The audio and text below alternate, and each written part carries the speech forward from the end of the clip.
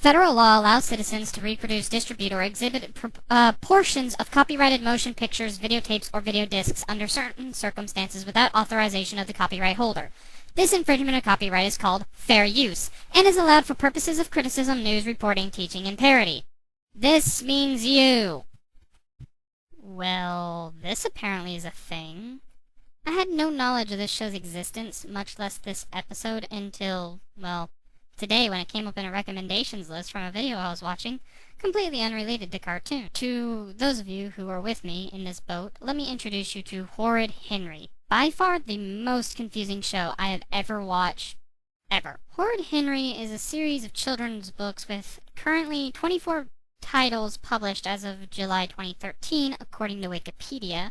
I've never read these books myself, which is strange because they aren't new. And also, I know you're never supposed to judge a book by its cover, but seriously, it's kind of hard for me not to with a few of those titles. And I guess it was a successful enough book series to spawn a few games, a movie, and yes, even a television show that actually still airs on the British network Children's TV. I actually feel very ignorant having never heard of this. Anyway, why did I decide to review Horrid Henry as a crappy cartoon? I hear one person ask. Well, maybe it's just because I'm American and British culture is very different to me, but it was very hard for me to follow the plot of this, really at all. Here, let me try to break down this episode the best I can. So, we start at a school, specifically during lunchtime as kids are getting, well, their lunch, when it comes to what appears to be Frankie from Foster's Home from Imaginary Friends. No, actually, apparently this character's name is Moody Margaret, who tries to cut in line at the cafeteria. Oh, those were the days. I was always the one who was cut. I felt awful cutting, so I never did it. Anyway, so as she cuts in line, Henry calls her out on it, and simply put, Margaret denies ever cutting in line. Now, I know these are kids, and they are going to be immature, but what else would you call it if not cutting in line, or as Henry puts it, cue barging? I mean, hell, if you're going to cut in line, at least admit to it. Don't be a compulsive liar. Besides, the only adult that's there is the lunch lady, who saw you do it in the first place. So they start arguing, as children would, saying am not and are too, when Margaret starts saying am not, and Harry promptly says that she's making up words, which honestly doesn't matter for kids, as they make up all kinds of words. Need I remind you that it was basically kids who gave the word swag a meaning that wasn't secretly we are gay? Or how about the word kappa used in common everyday Twitch.com speak? Nevertheless, they continue the arguing until the lunch lady closes the line down, implying lunchtime is over. Margaret isn't happy with this, and even Henry has a look of contempt, but understands what goes on, as Margaret starts spouting the following. That's it! I'm telling my dad! And he'll make sure you're out of that kitchen quicker than a kitten on a hot tin roof! Now, I don't understand what quicker than a kitten on a hot tin roof means. British people, unite up and please educate me. But apparently this offends a teacher who, well, has a kitten in her hands as she sends Margaret to detention, and Margaret blames Harry. But hold up. Margaret was the one who cut in line, not Henry. Margaret was the one who started arguing, not Henry. And Margaret was the one who yelled at the lunch lady, not Henry. See, at first I just wrote it off as a kid being a kid, and maybe I still should do that here, but after watching the episode the first time, I can tell you the show wants you to feel like Henry is the antagonist. Even in this scene where Henry tries sneaking away, it's trying to point the viewer towards it's Henry's fault. But actually watch the scene and all Henry did was call out Margaret for cutting in line. It kind of points the viewer to the wrong interpretation of what just happened, and in my case, makes the plot harder to follow along to. Anyway, we then see a character by the name of Rude Ralph, who starts bragging about how rude he is through a song that was never prompted. And he gets detention for singing and dancing in the halls, of which he blames Henry for, giving us that strange vibe again that we're supposed to hate Henry as a character. But hold up, he never asked for a song and dance number, and honestly, neither did we. But this gets to Henry, and this is where I lose the plot altogether. Henry explains that it's his fault everyone yells at him, showing a picture of what I think are his parents telling him he's so horrid, which prompts him to scream that they're the worst parents in the world. Now, let me go down the list of why this scene doesn't work CinemaStin style. We never see his parents in this episode before this scene, so a new person like myself can't come in and understand this character's struggle. It would have helped this episode a ton if we started at home so we could see if it is in fact Harry's fault that his parents yell at him, or if they are just in fact awful parents.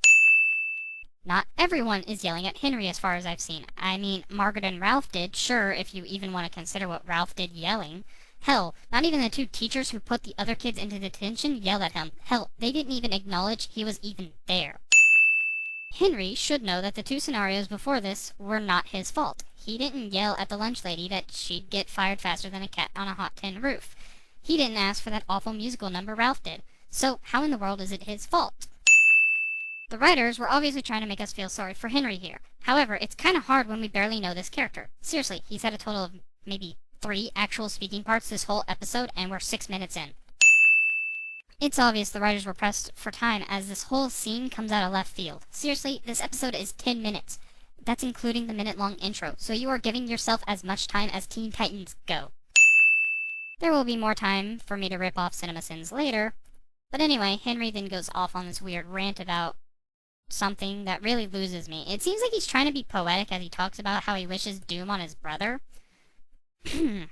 Just like his parents, we never actually see Henry's brother, so we don't know who he is. We don't even know his name.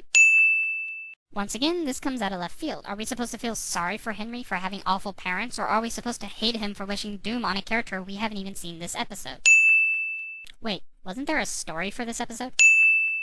We then hear him talking about wishing doom on Margaret, the only character I can understand him talking about in this episode, as she's the only character we have seen before this episode.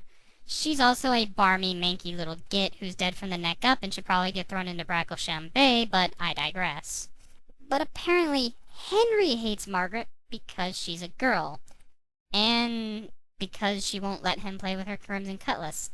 I know, kid logic, but does it always have to be so petty?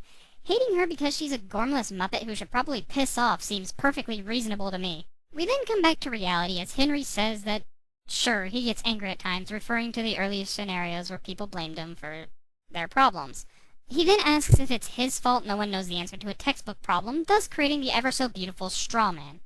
Then we get another shit musical number. We continue on to Henry's rant about how things are his fault as he knocks a paint can onto someone. I still don't feel like he's the antagonist, despite the fact I think he's an awful character. Because this time, it's a total accident. Sure, it may have been Henry that caused the accident, but it was still an accident, and accidents happen. But this is where the script gets flipped and Henry becomes the tosser. As he goes out of his way to make some jump ropers fall, which is his fault, and hitting a teacher in the head with a football, or soccer ball to those who speak American, which is still an accident and shouldn't get people thrown into detention, especially not the people who didn't hit the teacher in the head. When it gets to the point where your moral disappears and the only thing you're trying to do is make your protagonist seem like the antagonist, and not to mention at failing at it, you leave your audience scratching their heads going, huh? Wasn't there a point to this episode? Cut to the playground as a kid, who we are introduced to, don't know their name, don't know anything about them, chases a handicapped person for no reason. Definitely not my fault. Yeah, basically, this actually isn't your fault. Honestly, none of this has really been your fault, Henry. But there were actually comments on the YouTube video I found this in saying that it was your fault.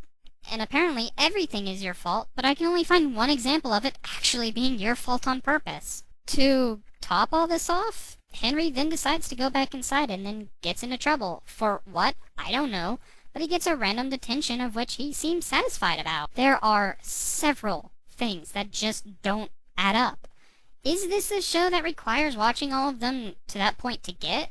I feel like that'd be giving the show more credit than it deserves. I mean, any show that has the characters named Horrid Harry, Moody Margaret, or Rude Ralph is really trying to dumb down their show for their children. Not to mention the random bursts of short musical numbers that make no sense. Another thing that makes me doubt this is a solo story show is how the characters are portrayed. Horrid Henry talks as if the children don't have the attention span to watch someone try to explain something, and Moody Margaret is so bland and typical, it's like she was written for people to hate her. I don't know how close this gets to the books, games, or movies, nor do I know how typical this episode is due to the things that the series does. For all I know, I found a crappy cartoon all on its own, but maybe this episode is better than most. I don't know. But what I do know is it's a very awful first impression of the characters, the show, and its gimmicks, and I won't be checking out more anytime soon. Ruder than a bee that's buzzing. Ruder than your auntie's cousin. If you would like to get caught up on future reviews, there's a link in the description below to a Facebook page. Basically, all that I'm going to tell you. I mean, you can follow it, you can get all the updates to future reviews if you care. If not, I'm not going to force you to do it. It's all up to you.